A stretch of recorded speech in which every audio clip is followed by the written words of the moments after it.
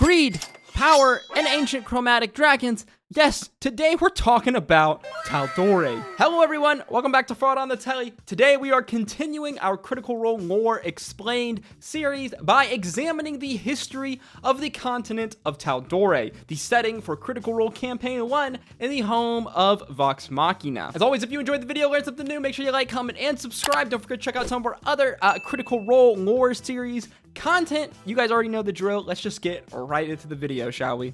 Oh yeah. If this is an obvious spoiler warning,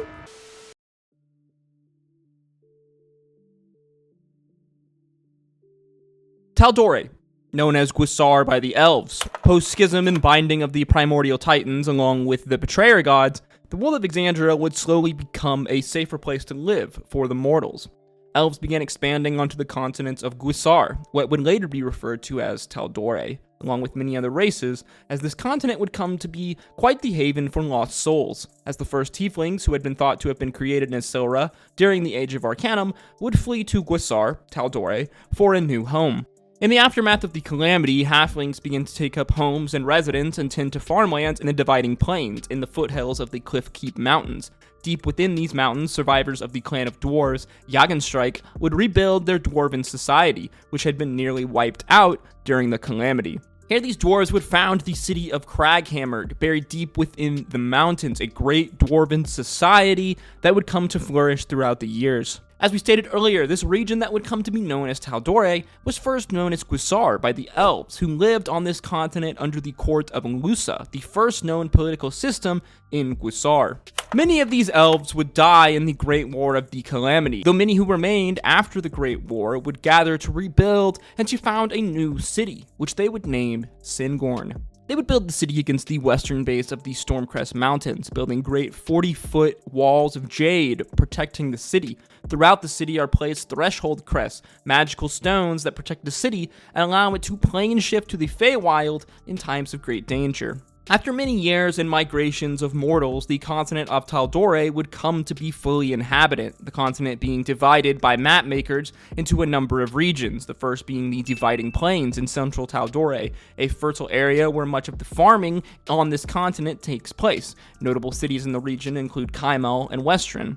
Next, the Cliffkeeper Mountains, a great mountain range in northern Tal'Dorei. On the western side of said mountain range is Fort Daxio, the military stronghold of Emon. Deep within the mountains is the dwarven kingdom of Crabhammer, while looming high above the surface is the great mountain Gatshadow.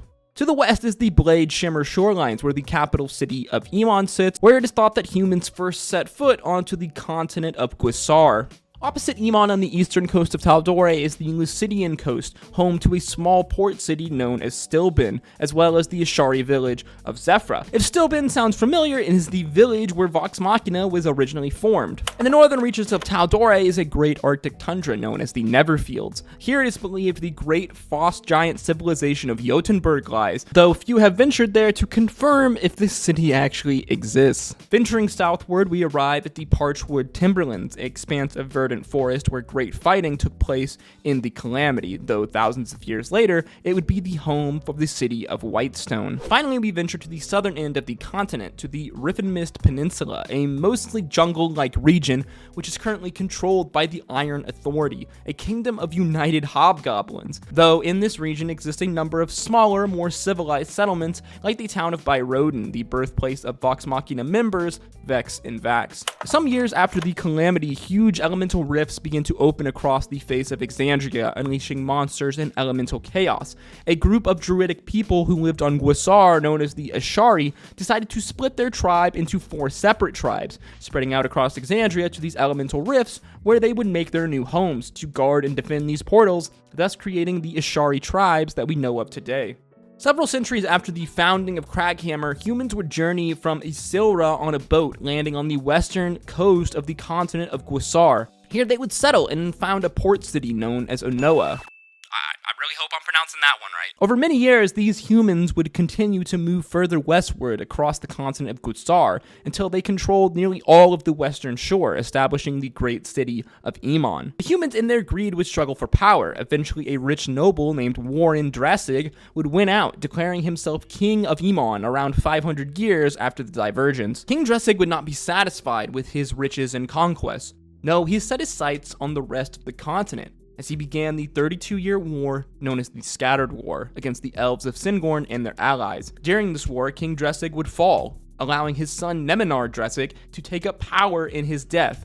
Neminar, refusing to yield, would make a pact with the betrayer god Bane, though this would not be enough to save him, as Neminar would be killed in battle in the Verdant Expanse. Now, with another power vacuum, Neminar would be succeeded by his brother Trist, who himself would make a pact, this time though with the demon prince, Grazta. How the hell do you say demon names, man? Who would flood the battlefield with demonic fiends. Ultimately, Trist would be defeated, the Drasig line eliminated, but the impact on the land of Tal'Dorei was made permanent. Elves would grow to be distrustful of humans, and the blood of the slain demons would blacken the land, leading this area to be known as the Umbra Hills. After the war ended, the people of Emon would raise up a new leader, a great war hero, Zan Tal'Dorei, the people renaming the realm in her honor, now the realm being known as Tal'Dorei.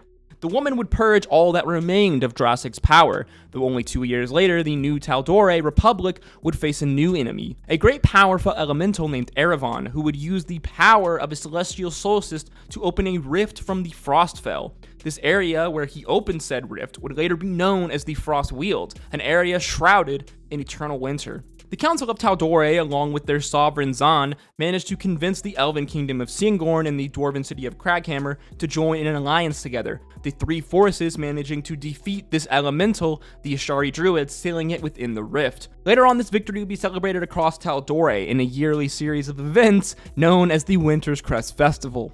Around 100 years later, in 612 PD, a gold rush in the Iron Seat Ridge would lead to the rise of the town of Kaimal. Not long after this, the Dorolo family would wreck their ship in the Shearing Channel during an expedition from Port Damali in Wildmount. Survivors would be forced to brave the unknown and unkempt wilderness of the Alabaster Sierras until they would come across a great glowing tree. This is the Sun Tree, a tree that was planted during the calamity by the god Pelor at the location where the betrayer god Tharizdun gravely wounded the goddess Ayun. Here the Dorolo family would found the great city of Whitestone, which still exists to this day. Around 790 PD, reports had emerged of a great red dragon raiding the southern edges of Tal'Dorei. Peasants began pleading for aid to their sovereign leader in Emon, but sovereign Odelin Tal'Dorei would refuse to send a regiment of troops without confirmation that the threat was indeed a dragon.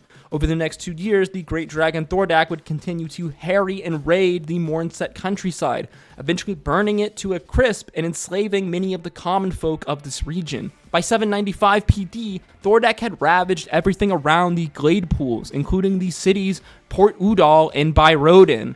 Finally, Sovereign Odelin would respond, but it would be too late. Thordak would destroy Emon's forces sent from Forks Daxio, but the realm, thankfully, would be saved by an adventuring party, led by a great wizard, a lord of Vysoren, who would seal Thordak in the elemental plane of fire. Some 10 years later, a group of nobles named the Briarwoods would flee from Wildmount in exile, Delilah Briarwood being expelled from the Cerberus Assembly for flirtations with dark magic, as at some point her husband would fall ill, dying to an uncurable disease. In Delilah's grief, she would call out, screaming into the darkness, into the void.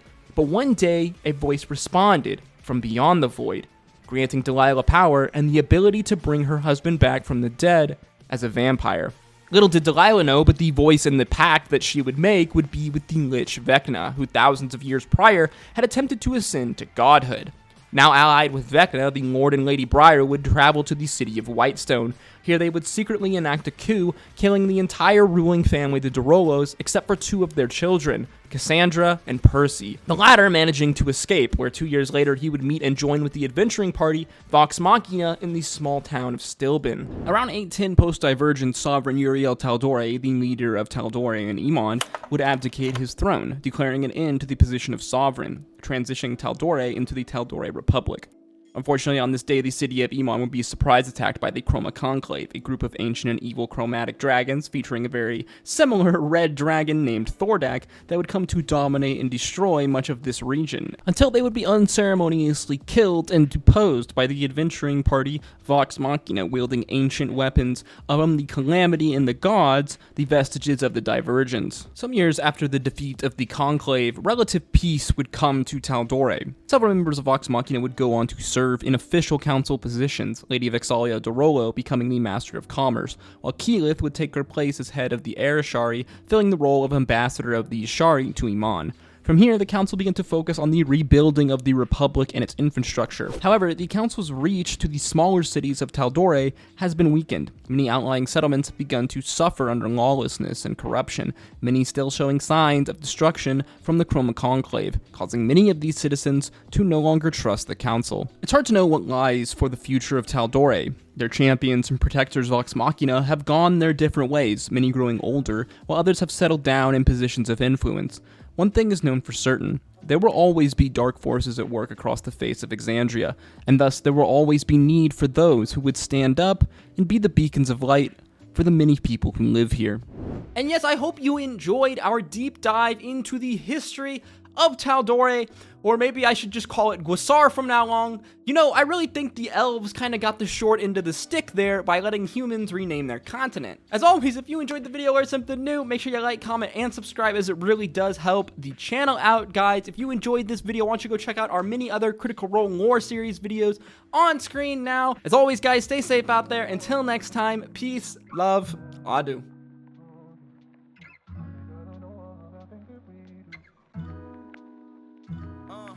Story that might be, we wasn't supposed to happen. So much talk around us, we became numb to the yapping. It was like '05, got my license to drive, picked you up in my pop's car, went for a ride.